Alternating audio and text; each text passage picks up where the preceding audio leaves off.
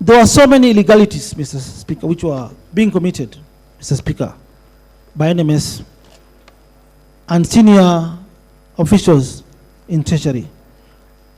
A very good example, Mr. Speaker. This was not the first budget, the 7 billion budget for me to reject, Mr. Speaker, because I believe in the rule of law, Mr. Speaker.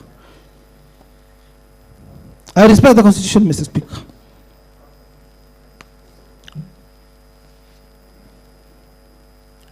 But, Mr. Speaker, a couple of months ago, they brought a similar illegal budget,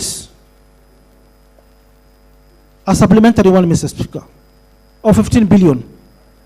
I have no problem, Mr. Speaker, with the transferred functions. Let them take the money of the transferred functions, Mr. Speaker. But it is wrong for them to interfere with the 6 functions which I'm left with, Mr. Speaker. Bursary fund, Mr. Speaker. Poor students, we used to give them between 10,000 to 20,000, Mr. Speaker. But now we'll end up giving them 800 bob because they have taken everything, Mr. Speaker. Money for disaster, fuel for our fire engines, Mr. Speaker. Money for constructing stadiums, Mr. Speaker. Social halls, technical universities, Mr. Speaker. Mr. Speaker, I wish to, you just allow me for the purposes of Hansard, Mr. Speaker.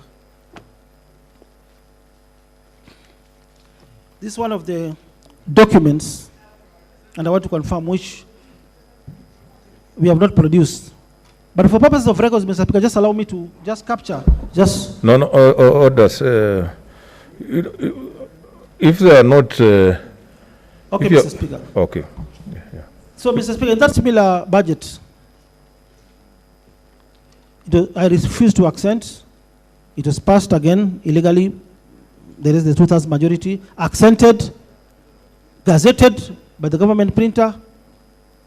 Mr. Speaker, I wrote a protest letter to the Attorney General, Solicitor General, explained that this is an illegality committed.